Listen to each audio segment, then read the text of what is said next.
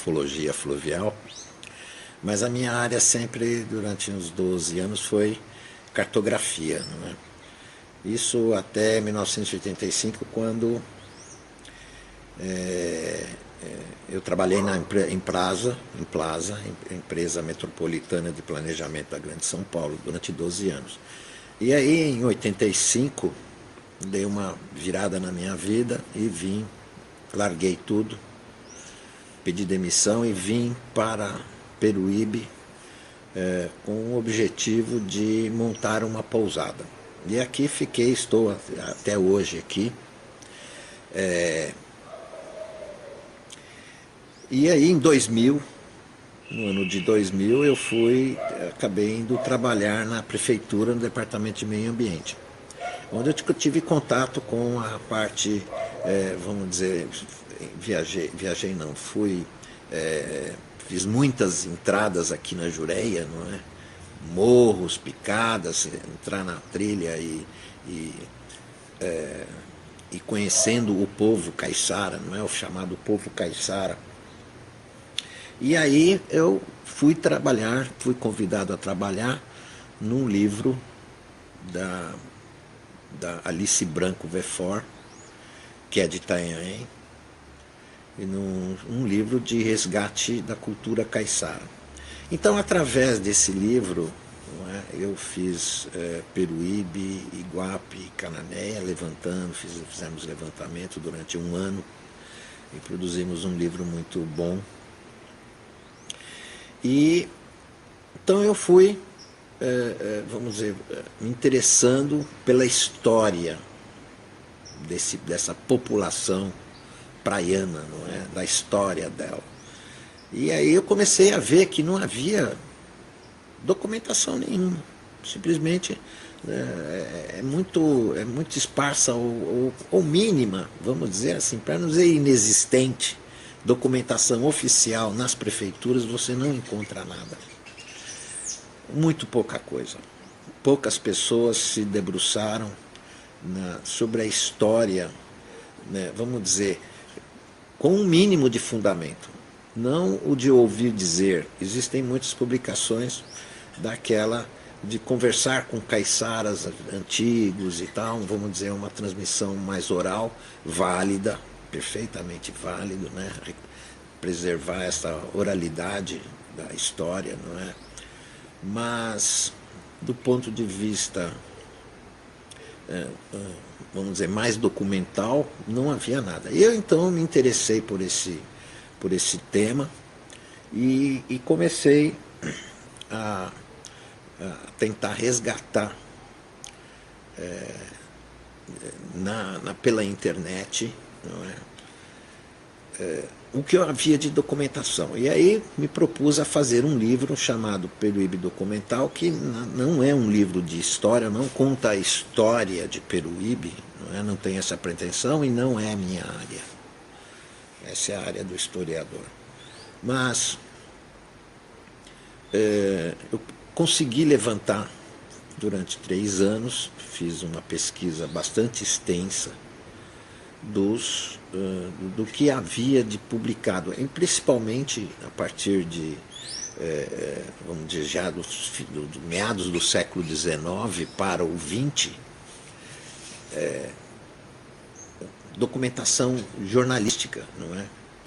Notícias de Peruíbe, mas aí era Itanhaém, sempre foi Itanhaém, não é? Mas Peruíbe tinha sua vida, vamos dizer, quase que autônoma, uma vila, chegava a ser até do mesmo tamanho em população, do mesmo tamanho de Itanhaém, da vila de Itanhaém. Então, tudo que se referia a Peruíbe como bairro, distrito, bairro de Itanhaém, que era um bairro de Itanhaém. E então o livro acabou, eu fui até do ano 2000, né, e fiz a edição dele a fundo perdido, não é, para distribuir em escolas, na Secretaria da Educação, para algumas pessoas, não é, que estão interessadas no tema, e me sinto realizado porque é uma contribuição. Eu acho que todo mundo tem que contribuir. Eu não sou natural daqui, sou paulistano, mas me considero peruibense já depois de tantos anos, né, morando aqui. Então eu acho que a gente tem que de alguma forma contribuir com a cidade. E esse foi a minha contribuição, né? E espero que ajudem e que outras pessoas se interessem também, se motivem a resgatar, né? Porque tem ainda material aí que a gente não conseguiu levantar, né? E é isso. Ok. E você pode falar um pouquinho sobre a origem de Peruíbe, os documentos que você conseguiu encontrar, as informações que você tem sobre a origem de Peruíbe e também a fundação de Itanhaém? Qual é a relação que Peruíbe e Itanhaém têm num período colonial, digamos assim? É, a Peruíbe, obviamente, prende-se de forma umbilical a Itanhaém. É Itanhaém, né? Sempre foi, até 1959, sempre esteve ligada a Itanhaém. Bom, vamos dizer, a história de Peruíbe, que nesse ponto até é anterior a Itanhaém, né, começa com Pero Correia, né, que teria vindo na expedição de Martim Afonso, e aqui ele conseguiu terras, justamente a terra que ele conseguiu havia pertencido ao bacharel Cosme Fernandes, supostamente o nome Cosme Fernandes, bacharel de Cananéia, que possuía uma terra que ia do rio de Itanhaém até mais ou menos o Guaraú. E ele era um caçador, preador de índios, mas acabou sendo convertido, né? Convertido não, ele já era cristão, mas ele acabou abandonando a vida de preador e escravizador de índios, que ele fazia esse comércio de índios aqui no Guaraú, aqui na prainha, em frente às ilhas aqui, a Ilha do Bom Abrigo. E um conhecedor, um língua da terra, um conhecedor profundo do índio, né? E ele vai, então, ele passa como irmão, não é, dos jesuítas, não é? E ele passa, então, a fazer o trabalho do missionário durante um bom tempo e acaba até morrendo, né, nessa empreita. Acaba sendo morto pelos índios, não é? Mas então essa terra, vamos dizer, essa área que nós estamos, pertenceu a ele, é onde começa o primeiro registro. Depois vem Itanhaém. Né? Itanhaém é fundada provavelmente em 1561, segundo alguns autores, não é? 1561 fundada a vila, embora Martim Afonso tenha dito que tenha sido fundador, não é? Tenha fundado, mas efetivamente o que se sabe é que só em 1561, né, que Itanhaém é fundada. Com os predicados de vila, com pelourinho, com câmara, etc. Né? Não que não houvesse moradores na região. Mas aqui em Peruíbe nós não sabemos nada, com exceção, vamos dizer, a parte hoje onde iniciou-se no século XIX, perdão, final do XIX, XX, aquela vilinha ali no centro, né?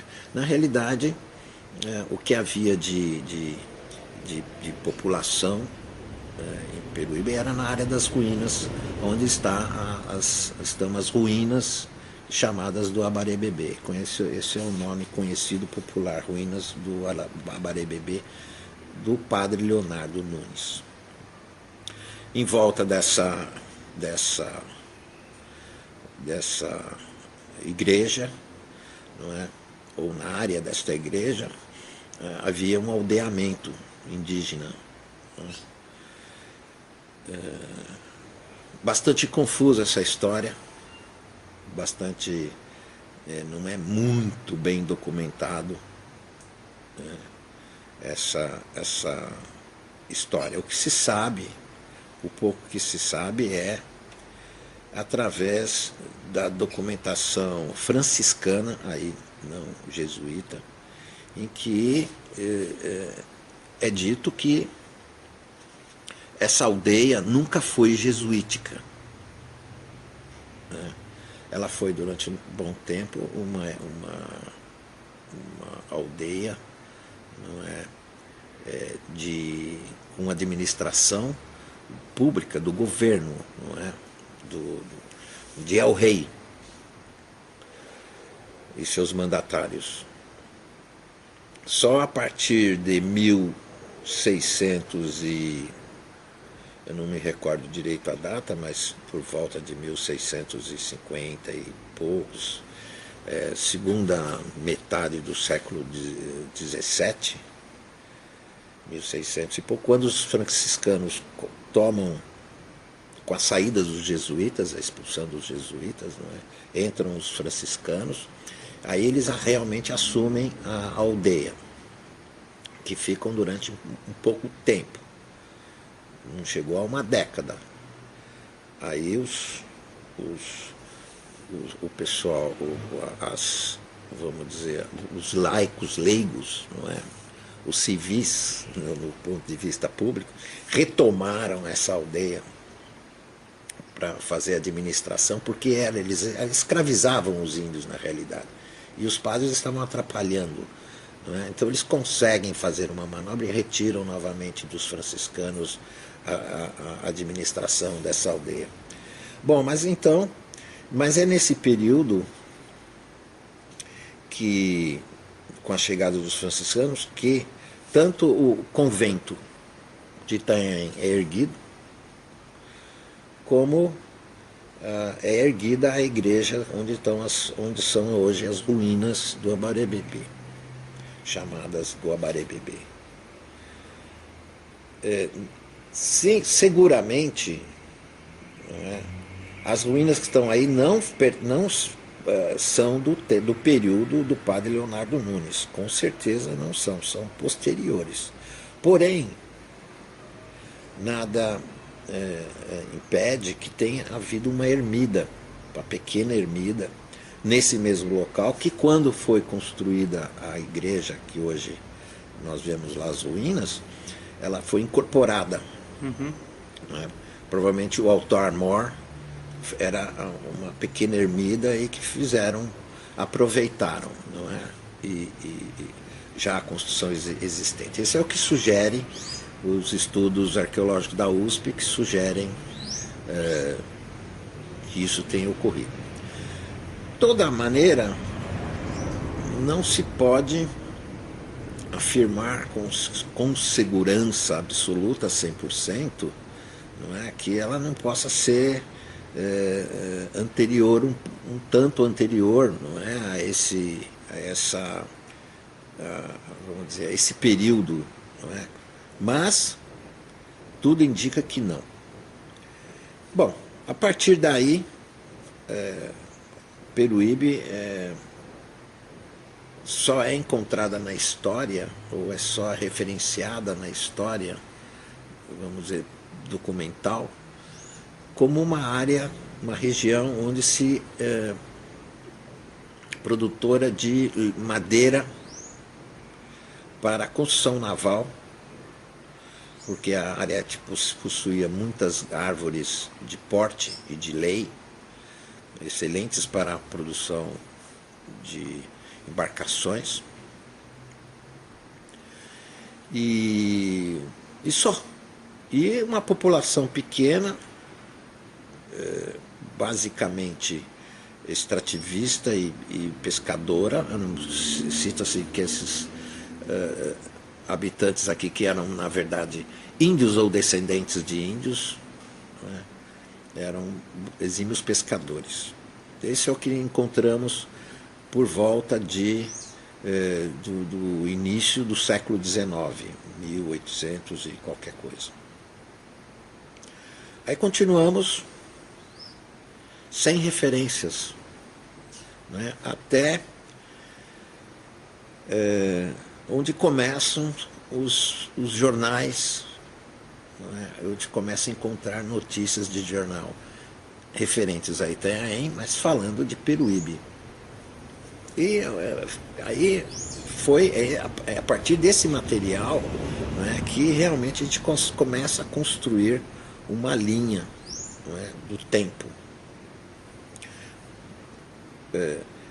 Acontecimentos, não é, que foram registrados em jornal, e inicialmente as únicas notícias eram, vamos dizer, a nomeação de professores ou professoras para as primeiras cadeiras de letras, né? Então conseguimos recuperar, não é, o nome talvez de uma das primeiras professoras da criação. Aliás, tem vamos dizer, a lei não, a instauração pelo governo da primeira cadeira, que havia uma cadeira do sexo feminino e do masculino, né? Então, e com o nome dessas pessoas. Durante muito tempo a gente vai vendo nos jornais tanto a transferência como a chegada desses professores, uma classe mínima, né? Mínima de alunos, mas é muito antigo a primeira escola em Peruíbe, né? Estamos falando de Peruíbe, no bairro dos Prados. Era ali que realmente Peruíbe funcionava, ali, não aqui, na beira do rio aqui, não é? Era lá. A escola era lá, quer dizer que, ou seja, mostra que ainda a vida do bairro era lá, né? Por se a escola estava lá, por algum motivo, não é, devia de ter vamos dizer, uma movimentação social muito maior ali, maior número de casas, coisas do gênero. E não aqui, onde depois tornou-se o centro de Peruíbe, não é? Então, e aí a região vai começando a tomar impulso já no começo do século XIX, com a chegada da estrada de ferro. E a estrada de ferro trouxe, vamos dizer, não só um transporte para essas pessoas que tinham que ainda se utilizavam, nessa época, do chamado caminho geral da Marinha, não é? Caminho geral da Marinha, que era o caminho de El Rei, e que antes era um Peabiru parte do sistema viário, não é? Do indígena regional, não é? Que o caminho geral, o caminho de El Rei, que vem desde Praia Grande, né? Passando por Praia Grande, Mongaguá, Itanhaém e Peruíbe, e vai embora, atravessa e vai a Iguape, e provavelmente ia até a Cananéia. Esse era um caminho do indígena. Era um caminho indígena. Então, fazia parte do sistema de caminhos indígenas, assim como o Peabiru. Mesmo porque era possível sair de Santos, não é, São Vicente, atravessando Praia Grande, pegando este caminho, né, indo até Iguape e Canané, e dali subir o Vale do Ribeira via Piaí, por exemplo, e demandar o Peabiru que ia em direção ao Pacífico, ao Peru. Então eu entendo que esse caminho, não é, que fez a história de todos esses municípios aqui dessa região sul do litoral, não é? Praia Grande, Itanhaém, Mongaguá e Peruíbe, está interconectado por este caminho. Então, com a chegada da ferrovia, esse caminho cai, vamos dizer, em desuso, digamos assim. Passa a se utilizar o trem, porque junto com o trem vem o telégrafo também. O telégrafo se utiliza desse caminho para ser, quando ele foi colocado em 1800 eu não me recordo a data, acho que 1856 ou 46, eu não me recordo, onde foi implantado o telégrafo.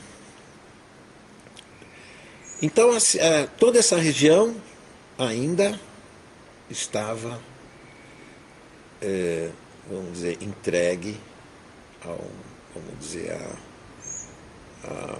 uma população muito esparsa, muito desassistida, uma população que se resumia a uma vilinha de Itanhaém, um aglomerado aqui em Peruíbe, depois Iguape já sim uma cidade já mais, vamos dizer, desenvolvida, tinha um porto, tinha uma atividade econômica que, embora já estivesse decadente, mas tinha sido muito grande. Mas a população aqui estava entregue ao abandono, realmente ao abandono, à doença, completamente desassistida, toda essa região praiana. E chega a banana. Em que ano que a banana chega? Olha, ela vem. O que a gente pode dizer é que por volta da década de 40, por aí, 40, 50, a banana estava muito forte como produto de exportação para a Argentina, principalmente. Se utilizando da estrada de ferro. E a estrada de ferro ela só pode ter ocorrido depois da estrada de ferro. Ok.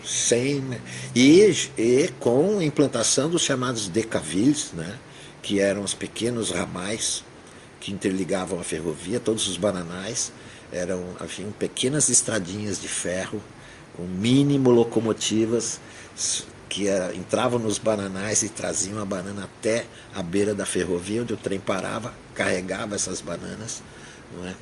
Então tem uma extensa rede de chamados decavilles. Ainda hoje é possível ver uns restos desse tramo ferroviário, não é? Então, mas ainda toda a região Peruíbe ainda estava muito abandonada, digamos assim, junto com Itanhaém. Peruíbe era Itanhaém ainda. A coisa só vai realmente tomar um impulso no início da década de 60, com a implantação da rodovia Padre Manuel da Nóbrega. E um pouco antes, todo o processo de loteamento dessa área, não é? Em que, vamos dizer, os loteadores só estavam esperando a rodovia, porque todo o loteamento precisava de que alguém viesse de carro, não de trem. O carro começava a ser introduzido no Brasil vamos dizer, em quantidade expressiva, não é? Em produção nacional, que foi aí que começou a indústria nacional, realmente, final da década de 50, início da 60, a gente o carro começa a se tornar mais popular, e o paulistano começa a descer para o litoral. Começa a descer, começa a comprar os seus lotes, e quer vir, então ele precisa construir, e para construir ele precisa de material e mão de obra para construir a casa. Então, é nesse período que as cidades começam a florescer. Itanhaém, né, justamente essa época, Peruíbe se emancipa, de Itanhaém, em 59, esse é o período, 59. 1960, Peruíbe começa a ter uma vida autônoma, não é? Com sua Câmara, o seu prefeito, e começa a ordenar essa ocupação urbana, fazendo a legislação urbana, né? E então é o carro, é o veranista que vem incentivar o comércio em Peruíbe. Né? Assim, quando eu falo Peruíbe, essencialmente é a mesma história em todas as outras cidades do litoral aqui, né? até Santos, inclusive Praia Grande. Né? Então, quem vai levantar a cidade é o comércio de material de construção. Obviamente também é preciso ter o posto de gasolina para abastecer os automóveis, e vem as oficinas para consertar os automóveis, as borracharias, enfim, o mercadinho começa a tomar um pulso, enfim, toda a atividade em volta desse não é turista, não é? São os veranistas, não é? Que possuem casa, e que possuem casa no litoral e vem só nas férias. E então Peruíbe começa a ter um grande impulso urbano, não é?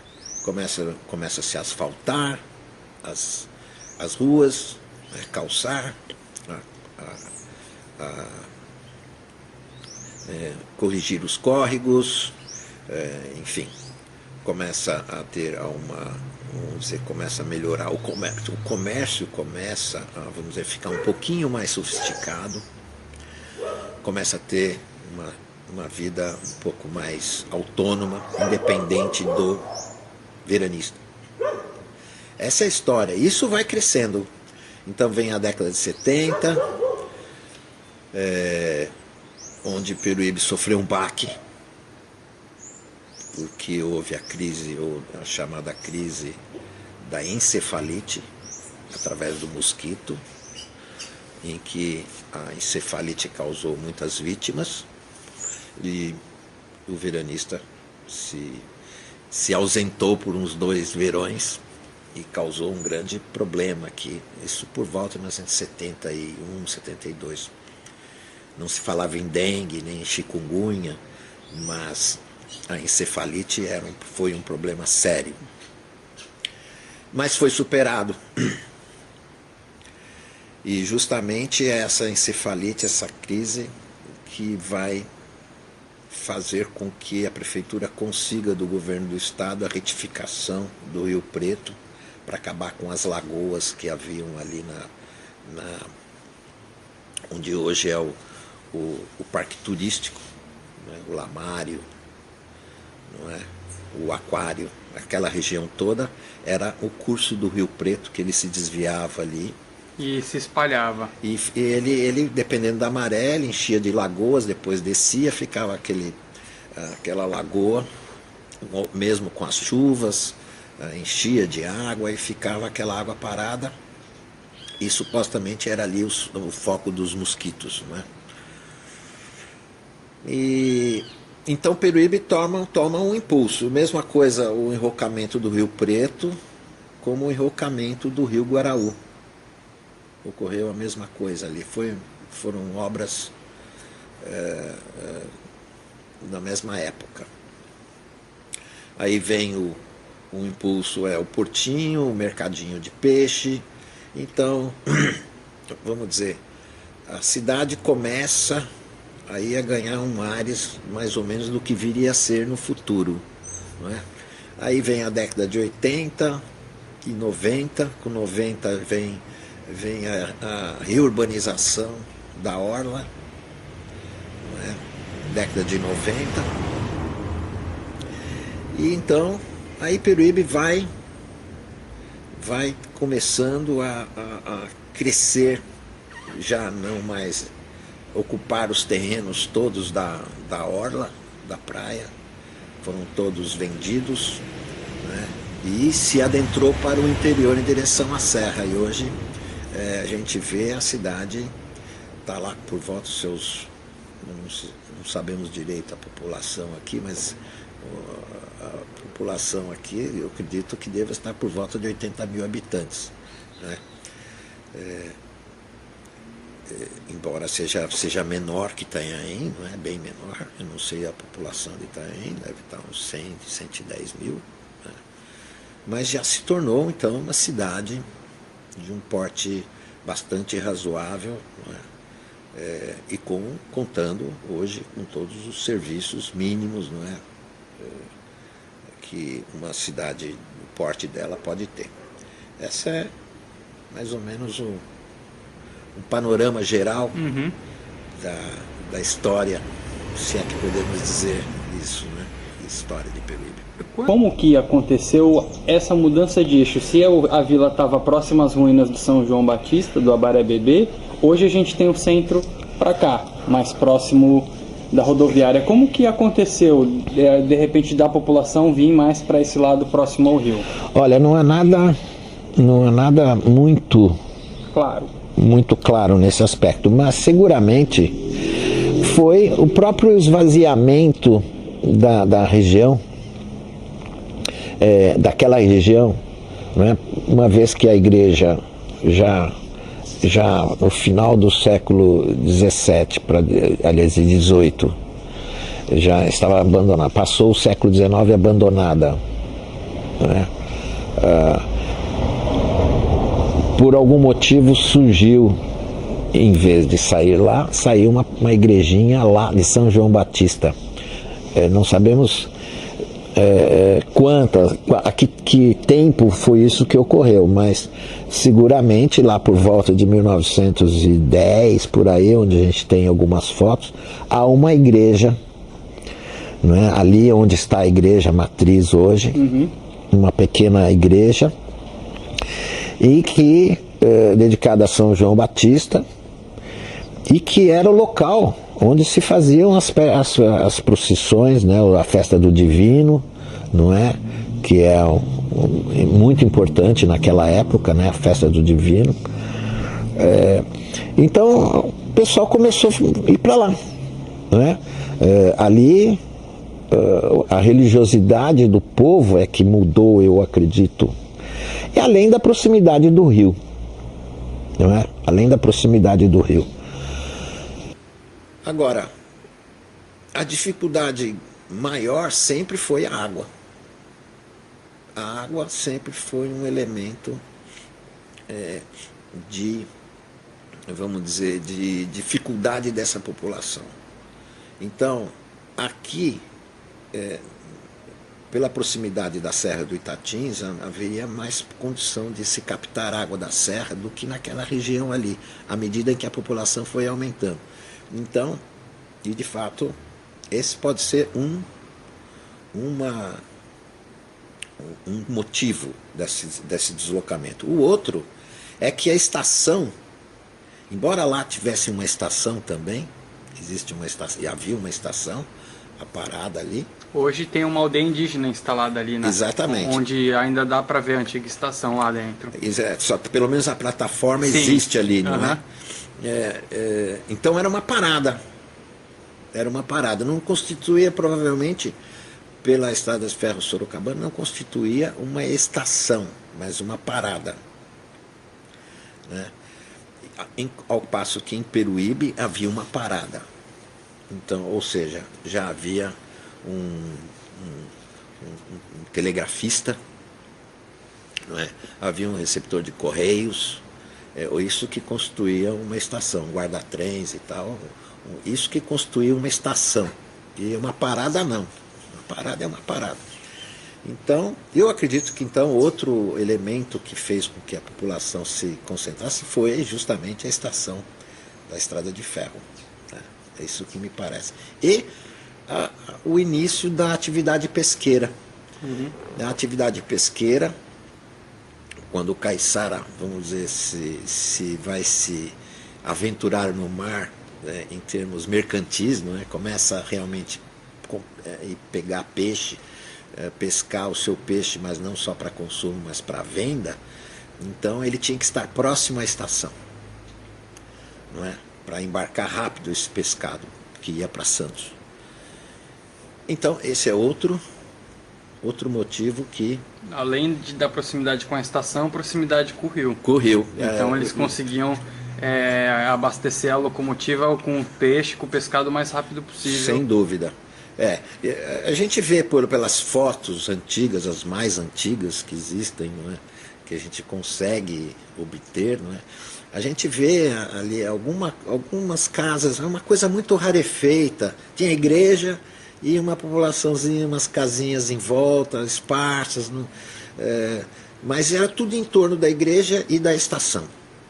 Esse que foi o início realmente da urbanização, começar realmente por ali, naquela região. Entendi. E antes da gente finalizar, você poderia contar um pouco mais sobre a linha do telégrafo, a instalação do telégrafo e a linha do telégrafo? O telégrafo foi, a seu tempo, talvez a maior obra de telecomunicações, de comunicações do mundo na época, não é? De 1850 e poucos, não é? Quando Dom Pedro resolve que o Brasil precisava ser interconectado, né? Melhorar as comunicações que ainda eram feitas de forma muito precária. Bom, então assim, o telégrafo teve uma importância, vamos dizer, cabal, importantíssima, foi muito importante, porque além da sua função, naturalmente, de ligar, de comunicar esses locais todos ao longo do litoral, ele permitiu que essa população, vamos dizer, se empregasse no telégrafo, não é? Fazendo a sua manutenção. Então essa população totalmente desassistida, não tinha emprego, não tinha, vamos dizer, viviam completamente, vamos dizer, perdidas na beira da praia ou na região mais de mata, sem poder se empregar, sem poder obter outros meios de sobrevivência que não fosse a caça, a pesca e a pequena agricultura. Então, tornou possível que esse elemento, esse praiano, obtivesse dinheiro, não é? Obtivesse um certo apoio, não é? E então foi um elemento de fixação dessa população.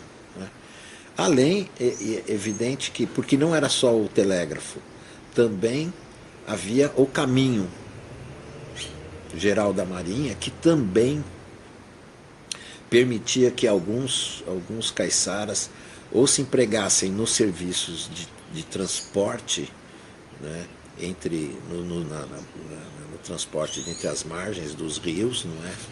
Isso no caso do Rio Preto, Rio Itanhaém, Rio Guaraú, não é? O Rio Verde, não, Rio Verde não, ali, mas ali em Iguape, não é? Na Barra de Capara ali, enfim, haviam esses serviços com pessoas contratadas para o transporte de mercadorias e pessoas.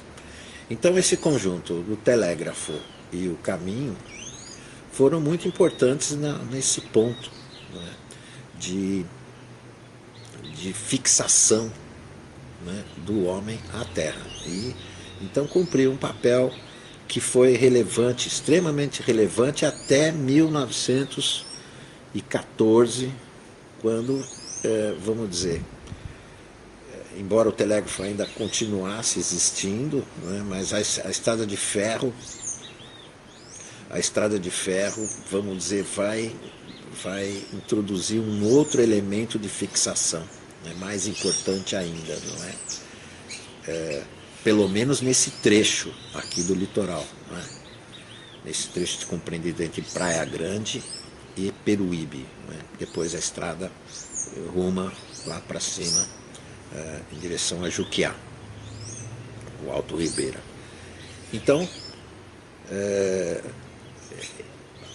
o telégrafo, o caminho geral da Marinha, né, e as pessoas que se empregaram nesses sistemas, né, foi, vamos dizer, não vou dizer a tábua de salvação, mas foi o elemento aglutinante dessa população, né, que pôde então fixar-se e, vamos dizer, vamos fazer um pequeno corte? Ok. Pode ser? Pode rapidinho? ser. Uhum. Para a gente tomar um café, mas você não botou... Ok. Professor, a gente pode então encerrar? O senhor gostaria de fazer alguma consideração, algumas considerações finais? Eu acho que, primeiro, me reportar o trabalho que Praia Grande está fazendo, né, no sentido da história regional. Eu acho isso uma coisa muito preciosa para essa juventude, não é? Incentivar, né, que as pessoas tenham a criança tenha uma relação com a cidade onde ela vive, né, conheça um pouco da sua história, né, identifique-se com a geografia, né, com a natureza que a cerca, não é? Então esse trabalho eu acho fundamental. E então eu espero que vamos dizer, o trabalho que eu fiz, né, em recuperando um pouco da história de Peruíbe, né, isso possa ser replicado em outras cidades, né? Dá para se fazer isso, né? Dá para as pessoas se dedicarem a levantar coisas antigas que ainda estão acessíveis, né, e ainda encontrando na internet. Então é isso que eu gostaria de deixar de mensagem para as pessoas que preservem a sua história, não é? Valorizem a história local, não é? Esse que é o mais importante. Ok, muito obrigado. Falou.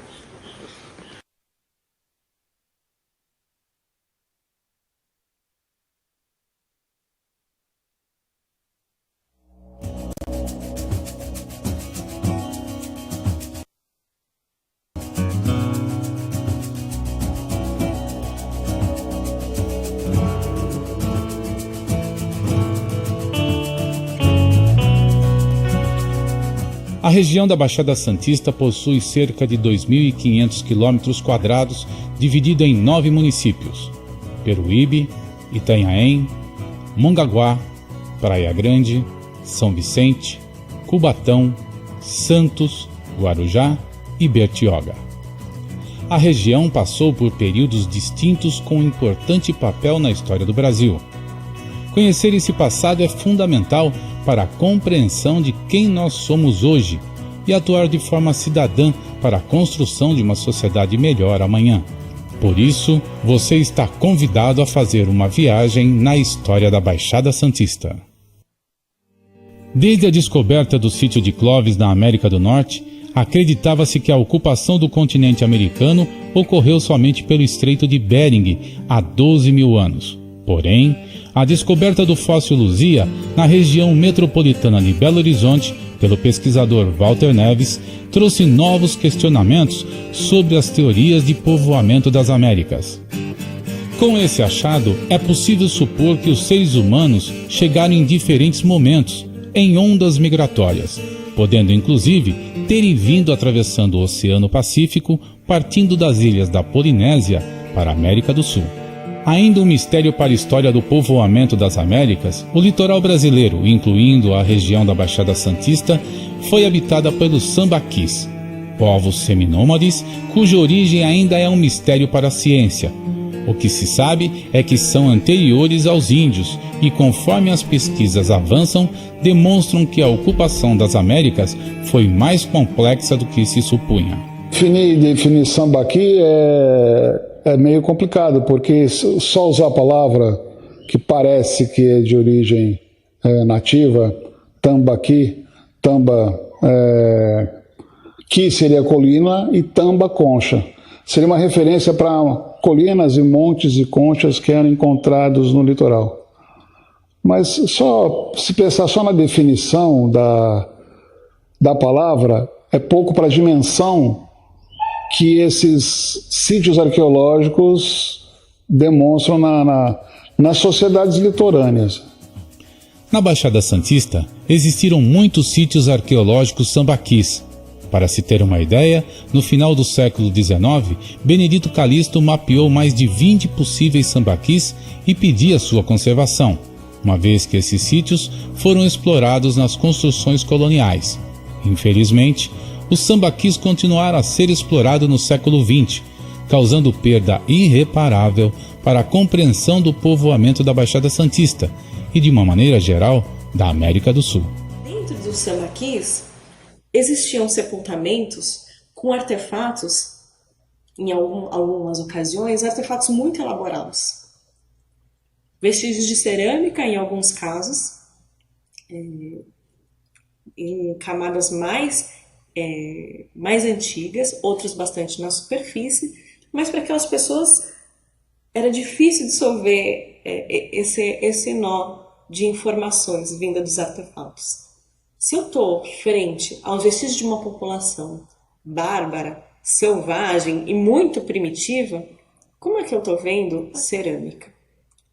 Se eu estou enxergando aqui indícios de canibalismo, porque os ossos triturados, o esqueleto todo desmontado era interpretado como canibalismo por alguns deles, se eu estou vendo esses indícios de canibalismo, como eu estou vendo esse artefato lítico polido muito sofisticado? Não combina com aquela teoria das 3 idades, né? Que foi proposta lá na Dinamarca, lá nos anos 30 do século XIX. Então, o sambaqui, eu entendi assim, ele ajudou a definir os conceitos da arqueologia, assim como a arqueologia ajudou a definir o sambaqui como conceito científico.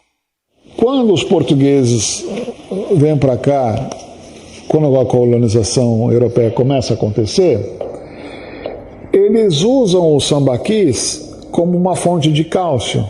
Então pegam esses sambaquis, esmagam, começam a macerar e transformam isso numa cal, numa poeira. Então esses locais, Caieiras, Conchal, esses lugares assim, eles de alguma forma associam, embora o Conchal seja interior, a presença de conchas, né? E Caieiras, a produção de cal. Então os portugueses maceravam essas conchas, transformavam nessa cal. Essa cal era misturada com óleo de baleia e açúcar mascavo e fazia uma liga. E era colocado pedra sobre pedra e usava isso como cimento. Então as primeiras construções, os primeiros casarões, as primeiras fortificações, os primeiros fortes, os locais onde se armazenavam, os armazéns onde se armazenavam os mantimentos, os víveres eram construídos com sambaqui. Então começa a construir os solários, as casas, as igrejas, e começa a partir daí destruir o sambaqui. Porque eu vou lá, pego qualquer coisa e macero, cemitério de índio, e não dava importância que aquele homem, o homem lá de 1500 e 1600, não tem essa ideia de, olha, eu vou preservar isso porque é um sítio arqueológico. Eles não tinham essa ideia. Não se sabe ao certo se os povos indígenas coexistiram com os sambaquis, ou se já haviam deixado a região por alguma razão desconhecida. Os estudos arqueológicos e antropológicos sugerem que os povos de tronco tupi vieram do centro da Amazônia e se espalharam por diversas regiões do território sul-americano. Na região da Baixada Santista se destacaram os Tupinambá, os Tupiniquim e os Carijó. Então, o Tupinambá, ele significa semelhante ao pai. Tupi, que nós somos do tronco tupi, a palavra tupi significa pai ancestral, dentro da nossa cultura, dentro da nossa etnia, dentro do nosso costume. Aí vem, primeiramente, o mais velho, que são os tamoio, o qual nós respeitamos muito, porque nós acreditamos que são os primeiros habitantes daqui. Então nós chamamos de tamoio. Tamoio significa o mais velho, no tupi antigo. Aí, com o passar do tempo, foi passando para Amoi, Tiamoi, Tiramoi, e no norte do país, Amazonas principalmente, chama-se Xamã. Aí, do tamoio vem o Tupinambá, que significa semelhante ao pai. Aí vem Tupiniquim, que é parente, né? Que é parente, primo, irmão. Aí vem os Tememinós, que significa netos. E aí desse tronco vem os Guarani, que é o grande guerreiro, vem os Guaiúva, os Apapucuva, os Camaiurás, os Tapirapé, o Cajabi, Guajajara, vem várias tribos, várias etnias que é do mesmo tronco tupi. Quando os europeus chegaram aqui, eles eram conhecidos como carijós ou cariós, né? E o Guarani, ele se divide em vários grupos, porque quem dividiu os países não foram nós, quem dividiu foram os europeus. Porque para nós não tínhamos limite. Paraguai, Uruguai, Bolívia, Argentina e outros países mais próximos, era tudo uma coisa só. E o índio Guarani, até hoje, eles gostam muito de viajar, gostam muito de andar, que ele tem parente em todo lugar. Em geral, Tupiniquim e Tupinambá eram povos seminômades que viviam da agricultura, da caça e da pesca, podendo mudar de local de tempos em tempos para outra região próxima. Durante os meses de inverno, era comum que os tupiniquins descessem a serra em busca do pescado da tainha e do clima mais ameno do litoral. Passada de geração a geração, a pesca da tainha deu origem aos festivais que ocorrem durante o inverno nas cidades da Baixada Santista. Quem predominava essa região aqui no litoral sul era os tupiniquins, comandado pelo grande cacique, pelo grande Morubixaba, o Tibiriçá, que significa Tibi no tupi antigo é terra, Areçá quer dizer olho, olho da terra. E a história fala dos ancestrais que ele predominava de São Vicente, que antes dos portugueses chegarem aqui chamava-se Tumiaru, e ele comandava de São Vicente de Tumiaru até Iguapé, que hoje é conhecido como Iguape. E cada ponto que a gente passava, que os meus ancestrais passavam, ele não dava o nome pelo lugar, ele dava o nome pelo que tinha e pelo que acontecia, né?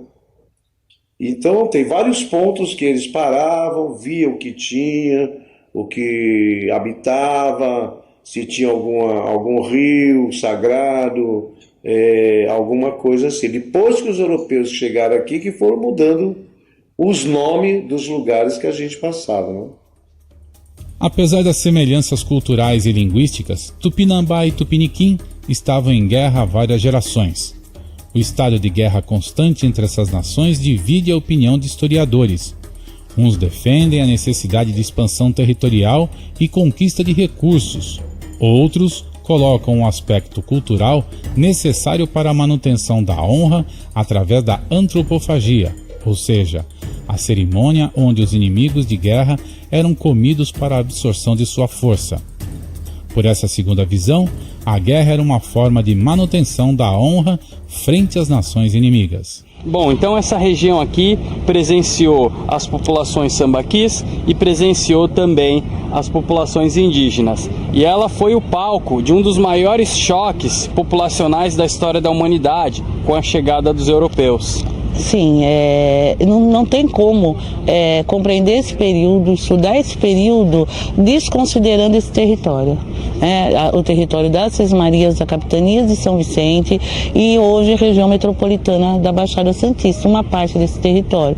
Porque foi aqui que tudo começou. Esse choque, o início desse choque populacional, desse choque cultural, ele se deu aqui. Então não tem como desconsiderar, não tem como não compreender e estudar esse território. Então, para a gente compreender melhor esse choque, agora a gente vai dar um pulo para a Península Ibérica, para a Idade Média, e entender como que as coisas aconteceram lá e como vai acontecer esse choque entre os europeus e os nativos aqui da região. Exatamente, então vamos lá. Durante o século VIII, a região da Península Ibérica foi conquistada pelos muçulmanos. Somente no século XI iniciaram as lutas de reconquistas cristãs. Coube ao futuro rei de Portugal, Afonso Henrique, liderar as chamadas Lutas de Reconquistas. Com isso, ele foi aclamado rei de Portugal em 1139 e seguiu sua expansão para o sul, contando com o apoio das ordens da cavalaria de Avis e da Ordem do Templo. O reino de Portugal, né, tem uma formação muito ligada à expulsão dos chamados mouros, né, que eram os árabes islâmicos que ocuparam a Península Ibérica por mais ou menos 800 anos, né. Toda a Península Ibérica, né, Portugal e Espanha atuais, foram ocupados pelos árabes, e mais ou menos a partir do ano 800, né, o que seria hoje os portugueses e espanhóis foram reconquistando lentamente esses territórios e expulsando os árabes. Nessas guerras de reconquista, né, uma região, né, que a princípio era protegida pelo reino de Leão, né, e de Castela, que chamava-se o Condado Portucalense, que tinha a cidade onde tem a cidade do Porto, né, vai aos poucos ganhando autonomia, até que de condado ele vai ganhar uma autonomia completa e se transformar em Reino de Portugal. Então a origem de Portugal está muito ligada a isso daí. Nesse processo, Portugal vai ganhar uma feição muito própria, apesar de ter muita semelhança com a Espanha em vários aspectos, tem muitas diferenças em relação à Espanha. Portugal vai ser o primeiro país onde o feudalismo e o poder dos senhores dos feudais, o poder da nobreza agrária, vai ser suplantado pelo poder dos comerciantes, dos negociantes, dos navegadores, do que a gente pode chamar de uma burguesia nascente.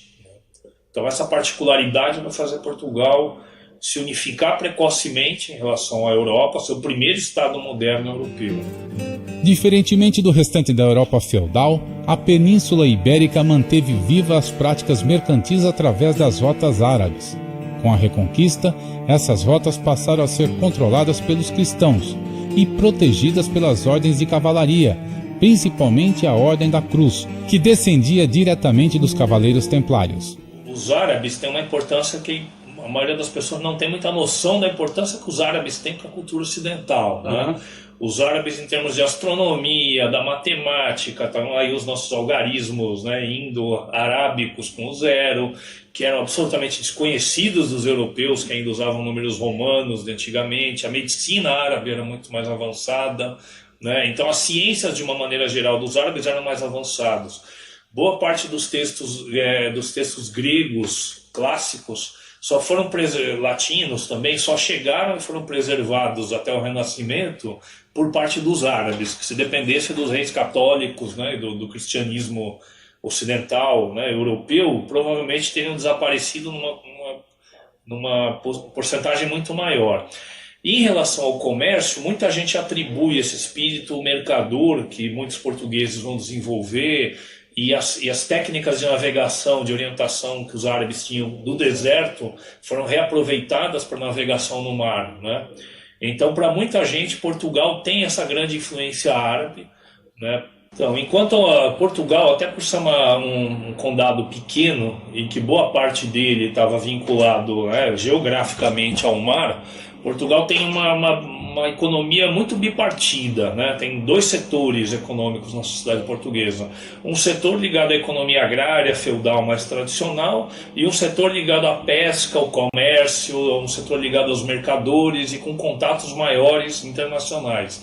Esse setor, né, era fortemente controlado dentro do feudalismo, né, nas demais regiões da Europa. E com as guerras com a Espanha, no caldo de guerras contra os islâmicos, tem disputas também entre Castela, Leão e o Condado Portucalense. Essa burguesia ligada mais à coisa do mar e das navegações vai ver aí a oportunidade de fazer com que esse condado ganhe uma autonomia completa, porque dentro do condado portucalense ela consegue ter hegemonia sobre o setor agrário. Então é isso que vai fazer Portugal unificar o seu reino. O rei, né, que era o conde portucalense, Afonso Henriques, etc., ele vai se apoiar fortemente nessa burguesia comerciante contra a nobreza. Então ele é um rei, ele é de origem nobre, é de da dinastia de Borgonha lá atrás, mas ele vai ser um rei já numa aliança de rei com burguesia bem nos moldes clássicos que se considera no mercantilismo. Portugal criou entrepostos comerciais ao longo do século XV, até que finalmente Bartolomeu Dias conseguiu alcançar o Cabo da Boa Esperança, no extremo sul da África. A conquista abriu caminho para os navegadores seguintes, Vasco da Gama e Pedro Álvares Cabral. Naquele momento, Portugal e Espanha procuravam formas de alcançar as Índias e passaram a explorar o Oceano Atlântico. Com a chegada de Cristóvão Colombo à América, os espanhóis iniciaram expedições a fim de conhecer as terras recém-descobertas. Para evitar um impasse entre Portugal e Espanha, a Igreja Católica mediou a situação com o Tratado de Tordesilhas em 1494. Assim, oficialmente, Pedro Álvares Cabral chegou no dia 22 de abril de 1500 nas terras que mais tarde seriam chamadas de Brasil. No início do século XVI, o comércio com as Índias ainda era muito lucrativo. Por isso, os portugueses não demonstraram interesse na costa brasileira. A região foi utilizada principalmente para o corte do pau-brasil e também como ponto de parada para reabastecimento das embarcações. A nossa região foi descoberta em 1502, portanto, 2 anos após o descobrimento do Brasil por Pedro Álvares Cabral. Então, essa expedição foi uma expedição realmente que vai descobrir o litoral brasileiro desde aproximadamente onde hoje é o Rio Grande do Norte e veio costeando todo o litoral com o objetivo de fazer um mapa para que outros navios, quando chegassem, tivessem uma referência cartográfica. Então eles vão aproximadamente até Cananéia e depois voltam. Essa expedição foi uma expedição de 3 caravelas mandadas por Dom Manoel e foi chefiada por Gonçalo Coelho. E o objetivo deles era conhecer o que era essa tal terra de Santa Cruz, que era o nome que tinha naquela época. Bom, para resumir, eles chegam aqui na nossa região e descobrem o que eles acharam, que não tinha nada que explicasse isso, que havia um rio. Então, eles entraram, o que eles supunham que fosse um rio, e ancoraram onde hoje é, digamos, a ponta da praia. E ali eles deram o nome de Porto de São Vicente. Por quê? Porque era dia de São Vicente, dia 22 de janeiro de 1502. E como todos eram católicos, eles sempre davam o nome, quando descobriam algum acidente geográfico, do santo do dia. Bom, então ficou com o nome de Porto de São Vicente. Esse nome vai ter um enorme sucesso, porque depois ficou Vila de São Vicente, Capitania de São Vicente, e vai ser denominado São Vicente até o final do século XVII, quando então a capitania muda de nome e passa a se chamar Capitania de São Paulo. Se não tivesse havido essa mudança, hoje provavelmente nós teríamos o estado de São Vicente.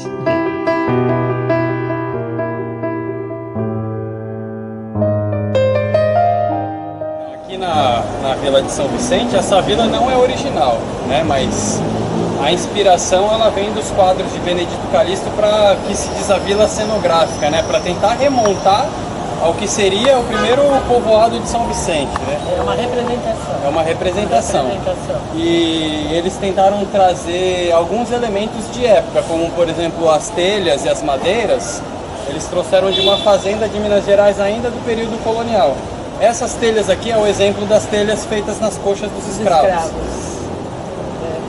interessante, né? Que era, os escravos faziam as telhas nas coxas, era um molde, né? O molde eram as coxas dos escravos. Da expressão feito nas coxas como se referindo a uma coisa mal feita, né? Porque elas não encaixavam, porque cada coxa tem um tamanho. Né? Mas tem que deixar claro que é uma representação, né? Que é uma representação de uma imagem, do Calixto, né?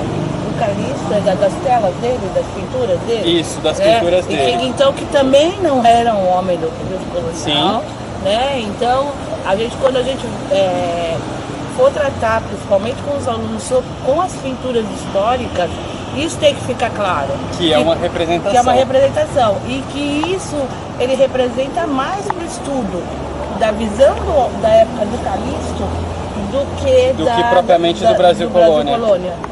Certo.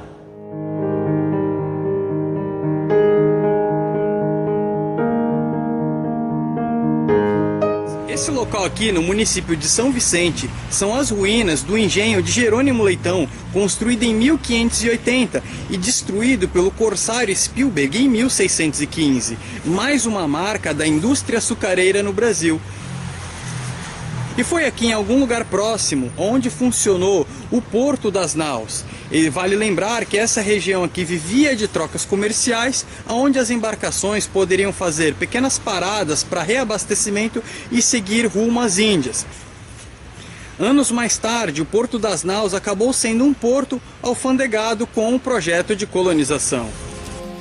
Assim, portugueses e nativos estabeleceram alianças através do casamento.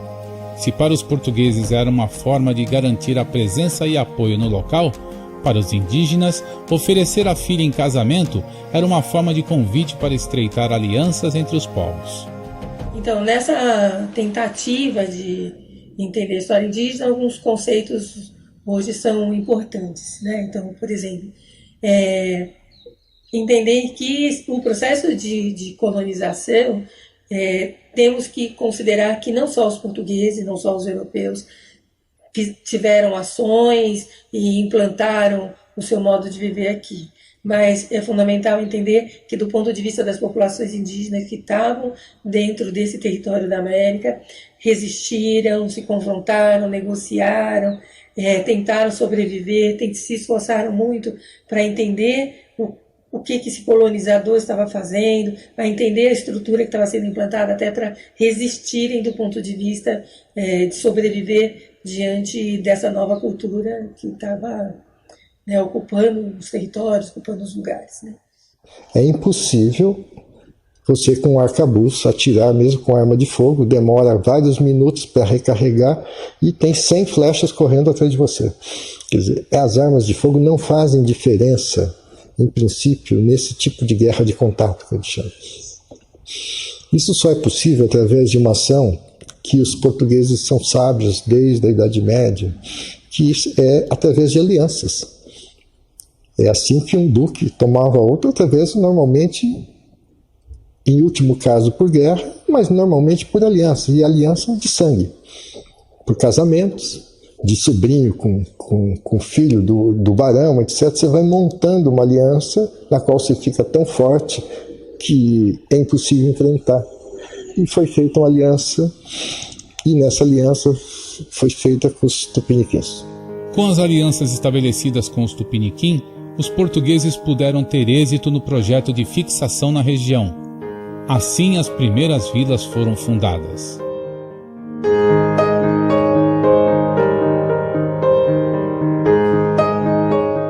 O Centro Histórico de Cananéia, ele preserva a arquitetura colonial desde o século XVI até o século XIX. É um município pequeno, um município que não passa de 15 mil habitantes, mas que tem muito a contar sobre a história da colonização dos portugueses aqui no Brasil. Isso porque dizem alguns historiadores que seria o primeiro povoado e também a primeira cidade, mas que por falta de documentação histórica, São Vicente reclama esses títulos. Quando Pedro Álvares Cabral chegou aqui na região, ele precisava avisar a coroa portuguesa da descoberta dele. Então ele manda mensagens para Portugal e continua sua viagem para Calicut. O Américo Vespucci ele volta aqui para a região E na expedição dele tinha uma figura muito controversa, que era o Bacharel de Cananéia. E o Bacharel de Cananéia foi um degredado que foi deixado aqui nessa região, possivelmente para tomar conta da porção de Portugal, uma vez que esse aqui é o limite do Tratado de Tordesilhas, que dividia os domínios da coroa de Portugal e os domínios da coroa da Espanha. Acontece que o mestre Cosme, ele não era muito obediente à coroa portuguesa, então ele volta para São Vicente e ele funda um povoado lá. Nesse povoado é onde vai surgir o antigo Porto das Naus, que depois o Martim Afonso ele vai alfandegar aquele porto. A Cruz de Cristo é um símbolo familiar na região da Baixada Santista, presente em monumentos e brasões. Com a extinção da Ordem dos Cavaleiros Templários, o rei de Portugal entrou em acordo com o Papa e criou uma nova ordem, a Ordem de Cristo, cujo símbolo é a cruz. Exatamente isso, Rafael, né? Nós estamos aqui no passo, né, em frente à bandeira, que tem o brasão da cidade, para mostrar como os símbolos e signos da nossa cidade têm uma carga histórica muito grande, né? Então, vamos pegar o exemplo do brasão, que tem a cruz de Malta. Se a gente for ver historicamente, ela surge na Ordem dos Cavaleiros Templários na Idade Média. Depois ela é incorporada à Ordem de Cristo em Portugal, né, que é uma ordem religiosa militar que é criada em Portugal e responde ao Papa. Né, e está aqui. Está aqui no nosso dia a dia, no uniforme dos nossos alunos, nas correspondências administrativas, nos livros, nos cadernos, e esse componente histórico não pode ser desconsiderado, né? Nas nossas salas de aula e no cidadão de Praia Grande, para ele conhecer essa história, para ele reconhecer isso e saber a sua origem, a importância e a carga simbólica que ela carrega. Para justificar a permanência na costa brasileira, era preciso criar uma indústria lucrativa. Foi quando os portugueses trouxeram a tecnologia dos engenhos de açúcar das Ilhas dos Açores e da Madeira para a costa brasileira. Assim, as capitanias de São Vicente e Pernambuco iniciaram a produção açucareira. Porque os portugueses estavam apaixonados, admirados, todos voltados para as riquezas das Índias, tinham as especiarias, que era o grande objetivo comercial da época, né? Então, eles migraram aqui para o Brasil. Esse é o período chamado pré-colonização. Mas os franceses começaram a percorrer o litoral, e aí o que aconteceu? Os portugueses, aí já era a época de Dom João III, eles perceberam que eles tinham que tomar uma decisão. Ou eles ocupavam o Brasil, ou eles perderiam o Brasil, aí já começava a chamar Brasil, para os franceses. Então eles tomam providências e vem a famosa expedição de Martim Afonso de Souza, que sai de lá no finalzinho de 1530, percorre o litoral, é uma viagem muito acidentada, muito cheia de coisas, e finalmente eles chegam aqui, também no dia 22 de janeiro, mas de 1532. E aí, é o seguinte, já existia um povoado onde hoje é São Vicente. Esse povoado era um povoado de 10 ou 12 casas. Isso está documentado. E eles viviam daquilo que se chama escambo. O Brasil não servia praticamente para nada, apenas para segurar território. Tanto é que a sua política foi fazer o quê? Quando você não tem interesse de investimento, você entrega para a iniciativa privada. Então foi dividido em capitanias hereditárias. E assim o Brasil tentou-se uma colonização com dinheiro de outros, e não da coroa. Só que no Brasil, devido à imensidão da terra e devido aos ataques de piratas, a concorrência de franceses, holandeses e dos próprios espanhóis, Portugal tem que defender essa terra. a necessidade de defesa tem um custo, esse custo é alto, e para pagar esse custo eles necessitam inventar alguma atividade econômica, que a princípio tem o único objetivo de custear a defesa e a preservação do território colonial, né, que é o Brasil da época. Então Portugal é levado à agricultura não por uma decisão ou por um projeto. Portugal é levado por determinadas circunstâncias, levam Portugal a ter que fazer uma agricultura, que vai ser a cana-de-açúcar, para custear o seu domínio territorial. Porque aqui não tinha pau-brasil, não tinha ouro, não tinha prata, não tinha esmeraldas. Então, do que eles investiam? Só viver de escambo? De vender limão e fornecer água e tudo. Não dava para sobreviver, né? Então era preciso criar uma fonte de riquezas. Naquela época, a grande riqueza era o açúcar.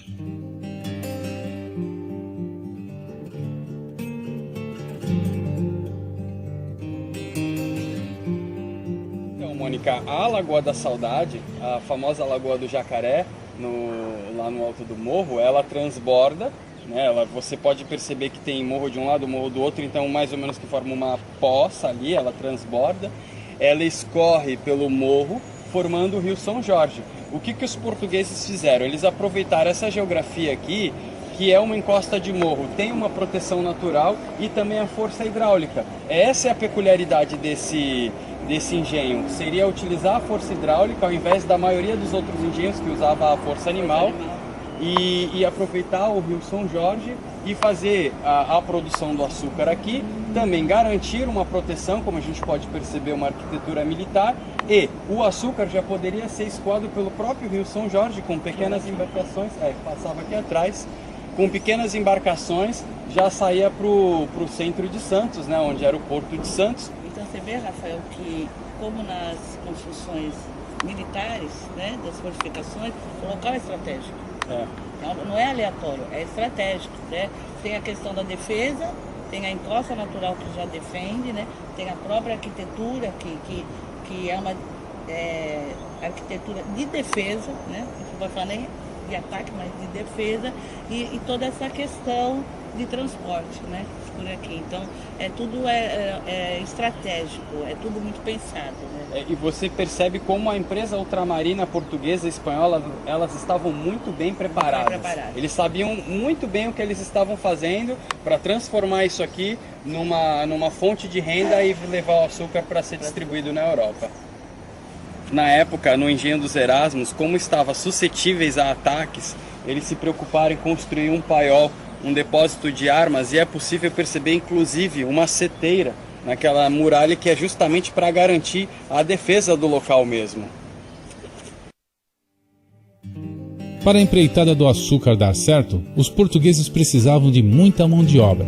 Convenceram os tupiniquim a transformar seus inimigos de guerra, os tupinambá, em escravos. Essa aliança que é fundamental no início da colonização nossa, se fez com os tupiniquins. A partir daí, por exemplo, a população paulista virou mameluca, portugueses casados com índias e etc, os bandeirantes eram mamelucos, eram índios. Então essa colonização se fez através, essa aliança foi selada por várias questões. A facilidade, por que os tupiniquins? Porque o João Ramalho já estava aqui. E ele era casado com a filha uma das filhas do Tibiriçá, que é o cacique maior dos campos de Piratininga. E a aliança se fez através dele, ele falava português, era filho do Tibiriçá, ao ser casado com a filha na unidade familiar tupi, você fica filho do sogro. E essa aliança foi feita, e a exigência deles qual era? No conflito milenar que eles tinham com os tamoios, o ponto de conflito e de atrito e de divisa de território é aquele que separava o litoral norte do litoral sul. Onde é esse ponto, até hoje sabemos, é Bertioga. Como as expedições tupinambá partiam de Peruígue, atualmente chamada de Ubatuba, e adentravam pelo canal de Bertioga, os Tupiniquim fizeram acordo com os portugueses para manter uma pequena fortificação na entrada do canal. Então vamos começar o nosso, começando por Bertioga, que é a primeira fortificação real, de fato, construída pelo rei, né? A ordem do rei. As primeiras fortificações do Brasil até então eram pontos fortificados de feitorias, principalmente para a exploração de pau-brasil. Eram pontos fortificados, não eram fortes, eram pontos fortificados para atender esse comércio. São coisas provisórias, sempre de natureza provisória. A Bertioga não, ele vem já com um projeto vindo de Portugal. Com determinação do rei, no meu livro tem o documento, inclusive, do Dom João solicitando a construção do forte.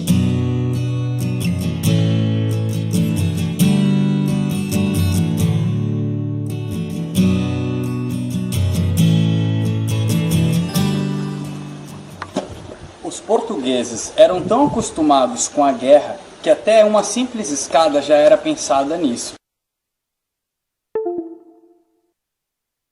A gente tem que lembrar que os portugueses estão em guerra com os árabes há muito tempo na Península Ibérica, então eles foram aprimorando muitas técnicas de batalha. E a arquitetura militar também mostra isso. Em questão de poucos anos, eles abandonam as estruturas dos castelos e já começam a fazer os fortes bem planos, como o exemplo desse aqui, dos demais fortes de Santos, porque já é uma outra estratégia de combate utilizando o canhão e o arcabuz. E essa escada aqui, ela era pensada, o último degrau é mais alto, justamente para dificultar o acesso, para quem viesse subisse correndo com tudo à noite, tropeçasse, ou até mesmo quem tentasse escapar daqui com perna amarrada ou com corrente presa na perna, enfim. Teria dificuldade no último degrau, porque o último degrau é maior que os outros. Olha só a imaginação deles.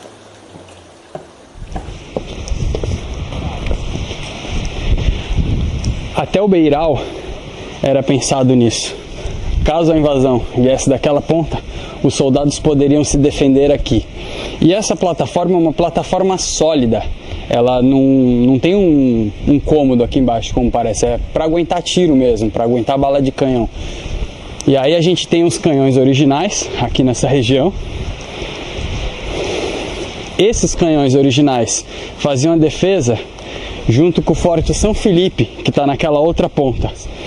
E a construção, os portugueses estavam tão adaptados a esse tipo de guerra que esse beiral aqui era justamente para o tiro bater e subir, ou então parar nessa laje onde nós estamos aqui.